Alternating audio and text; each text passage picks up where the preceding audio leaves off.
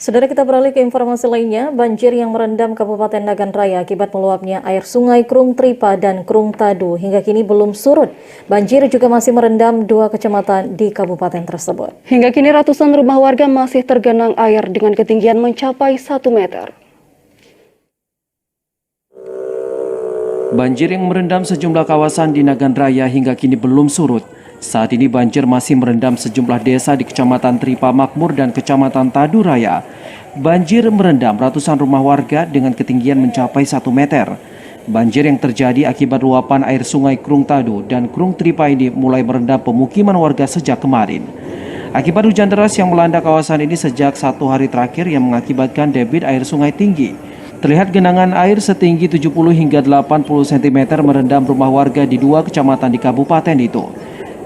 Kepala Pelaksana Badan Penanggulangan Bencana Daerah Kabupaten Nagan Raya, Irfanda Rinaldi mengatakan, saat ini banjir terparah di Kecamatan Tripa Makmur. Pihaknya telah menurunkan 1 unit perahu karet untuk mengantisipasi jika adanya warga yang terjebak banjir. Supaya sejauh ini kita masih persiapan untuk melakukan evakuasi. Kalau memang ada nanti warga yang perlu dievakuasi, akan kita evakuasi. Selain itu, dirinya juga menghimbau masyarakat agar mengungsi ke tempat yang lebih tinggi jika ketinggian air terus bertambah. Banjir yang menggenangi kawasan Kecamatan Tripa Makmur dan Tadu Raya mulai terjadi sejak siang hingga sore kemarin. Dari Kabupaten Nagan Raya, Aziz Saputra, TVRI melaporkan.